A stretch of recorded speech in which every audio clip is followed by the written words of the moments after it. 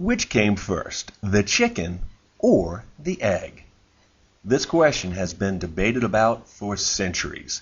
On one side, you have those who believe the chicken could not have come first because, for it to exist, it must have been hatched from an egg. On the other side, there are those who believe the egg would only exist if a chicken were to lay it, and so the chicken must come first. This chicken or the egg debate separates those who believe in creationism and those who believe in evolutionism. A similar, albeit much less significant debate is being waged these days by marketers all over the world. Which came first, marketing worthy of word of mouth or word of mouth marketing? This debate between marketers separates those who believe in Creationist WOM versus those who believe more in Evolutionist WOM. Marketers believing in Creationist WOM contend meaningful word-of-mouth marketing can be an artificially amplified occurrence. These marketers believe they can create conversations between customers through capturing their attention. Some examples of Creationist WOM at work include Prada. What you see here is a pop-up Prada store in the middle of nowhere. Prada, is a bastion of high-end Italian couture, installed a retail storefront in Marfa, Texas. Marfa is a small West Texas town with a population a shade just over 2,000 people. But just so you know, the shoes in this pop-up store are real, but the store is unreal. Unreal in that it isn't really a store, but a work of art designed to get people talking. And talk is just what has occurred, with mentions galore in major newspapers and lots of online chatter. Carl's Jr. This regional fast food chain catapulted itself to become top of mind for many consumers, and word of mouth followed thanks to those sexy Paris Hilton television commercials. Another example is forehead advertising. By now, we've all seen stories about people renting parts of their body to promote brands. This particular enterprising guy has helped to create word of mouth for Snore Stop and for the Golden Palace Casino by using his forehead as a billboard. He's appeared on numerous television talk shows and been written up in major newspapers and magazines promoting brands on his forehead along the way. McDonald's shook things up with this creative use of a billboard to promote their milkshakes, which no doubt created word of mouth, as evidenced by us talking about it. How about Home Depot? They've been testing parking stripe advertising to capture attention from customers. Yep, those are advertisements printed on adhesive strips outlining parking spaces at a Home Depot. Sky One recently created lots of WOM with their real-life Simpsons viral video that spread far, far, and very wide online. And Folgers recently created word of mouth by capturing customers' attention with this creative on-the-street advertisement. That's steam coming from a manhole cover decorated as a coffee cup. Those are a few real-world examples of Creationist WOM at work. Now, let's take a look at Evolutionist WOM. Marketers believing in Evolutionist WOM contend meaningful word of mouth is a naturally occurring marketing phenomenon.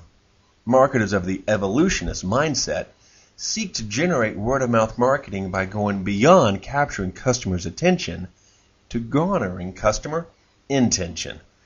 Preference, not awareness, is the end game for these marketers. Examples of evolutionist WOM at work include TiVo. The spread of digital video recorders in the United States has been explosive. Today, there are about 10 million DVRs in use, and by 2009, there are expected to be 30 million DVRs in use. This explosive growth in usage can be attributed to word-of-mouth marketing from die-hard DVR users. TiVo is one company that has benefited from its customers willingly and enthusiastically sharing with all their friends how and why they use their TiVo to record and watch television shows. Thanks to word-of-mouth marketing from its early adopting users beginning in the late 90s, Google has become the most used online search engine. Google went beyond capturing attention to garnering intention by building a better search engine. and not by building better ads.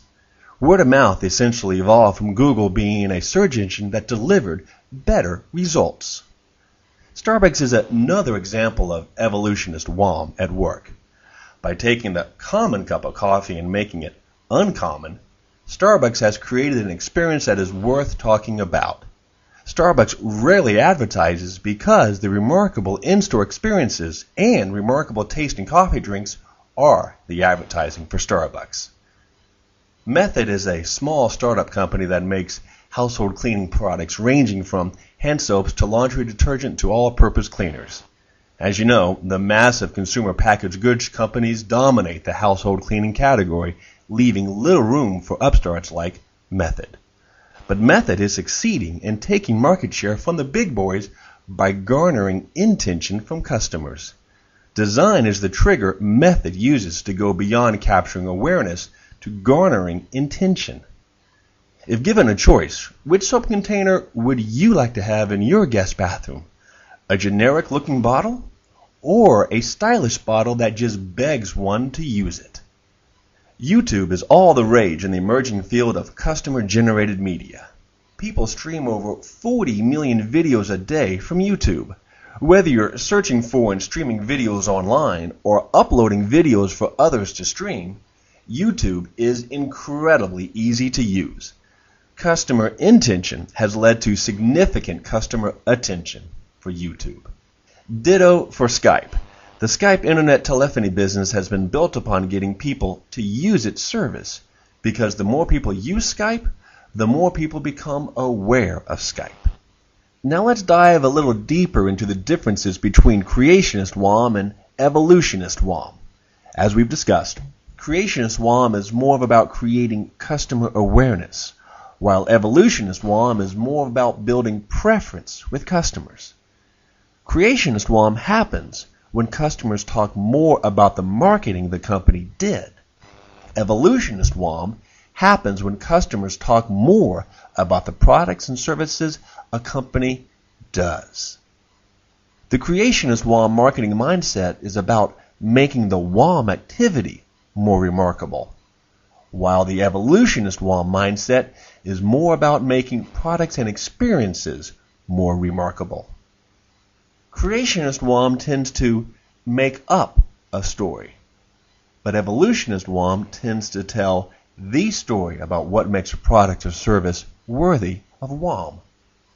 Making up a story is when marketers engage in attention-grabbing antics that many times overpromise and underdeliver. Telling the story is about designing marketing activities to deliver on the brand promise, all the while being clever, savvy, authentic, and true to the brand. Creationist WOM marketers believe word of mouth is just a marketing issue, but Evolutionist WOM marketers believe word of mouth is an everyday business issue. Another way to look at this Creationist WOM versus Evolutionist WOM debate is to ask yourself if you, as a marketer, are living for the dot or the line. Marketers living for the dot believe in Creationist WOM and thus create short-term word-of-mouth marketing blitzes, while marketers living for the line, they believe in Evolutionist WOM and generate longer-lasting word-of-mouth as a way of doing business not just today, but every day. So, as a marketer, are you living for the dot or the line? Do you believe in Creationist WOM or Evolutionist WOM?